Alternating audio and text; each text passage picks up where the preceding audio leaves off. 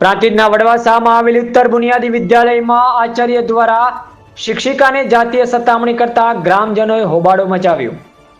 શાળાના આચાર્ય દ્વારા શિક્ષિકાને જાતીય સતામણી કરતા ગ્રામજનો શાળામાં દોડી આવી હોબાળો મચાવ્યો હતો।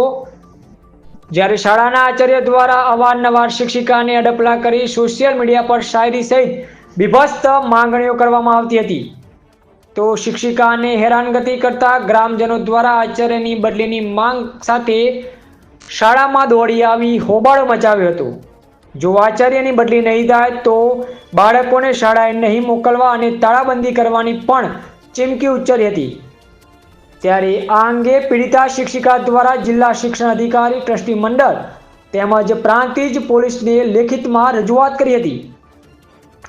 તો પ્રાંતિજના વડવાસામાં આવેલી ઉત્તર બુનિયાદી વિદ્યાલયમાં આચાર્ય શ્રી દ્વારા શિક્ષિકાને જાતીય સતામણી કરતા ગ્રામજનોએ હોબાળો મચાવ્યો।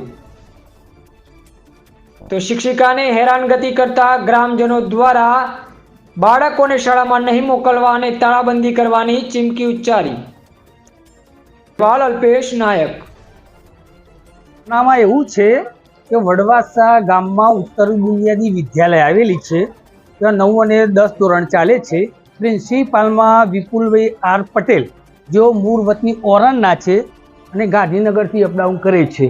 અને આજ સ્કૂલમાં ખુશ્બુબેન એક શિક્ષિકા છેલ્લા 3 વર્ષથી અંદાજિત 3 વર્ષથી અહીંયા શિક્ષિકા તરીકે આ સ્કૂલમાં ફરજ બજાવે છે।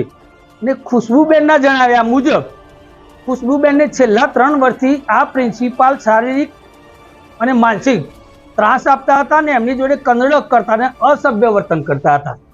ત્યારબાદ ગઈ 22/1/2025ના રોજ આ ખુશ્બુબેન જોડે પ્રિન્સિપાલે જે કૃત્ય કર્યું હોય એના લીધે ખુશ્બુબેન માનસિક ને શારીરિક રીતે પડી ભાગ્યા હતા અને તેઓએ કાયદાકીય મુજબ ડીઓ ઓફિસ હિંમતનગર ખાતે, સરકારશ્રીમાં ગાંધીનગર ખાતે તેમજ તેમના ટ્રસ્ટીને પણ લેખિતમાં રજૂઆત કરેલ।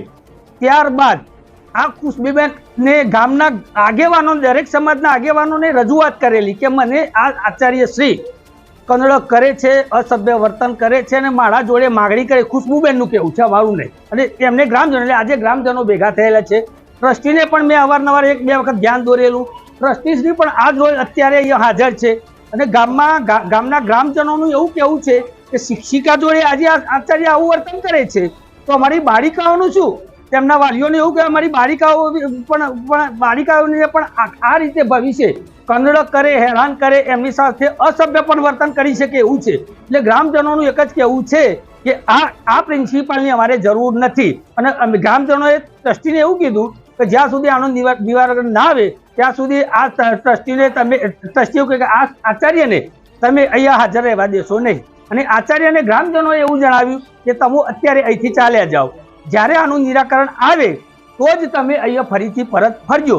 આમ ખરી રીતે આ સમાજમાં શિક્ષક એટલે પ્રથમ મા બાપ આવે અને બીજા નંબરમાં શિક્ષણ આવે। શિક્ષક એ ગુરુ છે અને ગુરુ જ જો આ રીતે વર્તન કરતો હોય તો આમ આદમી પબ્લિક જોડે તમે શું આશા રાખી શકો? જેથી અને જો ટ્રસ્ટી આનો નિર્ણય નહીં લે, સરકાર જો નિર્ણય નહીં લે તો છેલ્લે ગ્રામજનો ગાંધી ચિંધ્યા માર્ગે સ્કૂલને તાળાબંધી કરશે અને પોતાના વિદ્યાર્થીઓને તેઓને સ્કૂલમાં ભણવા નહીં દે, આવી ગ્રામજનોની વિનંતી છે। અસ્તુ।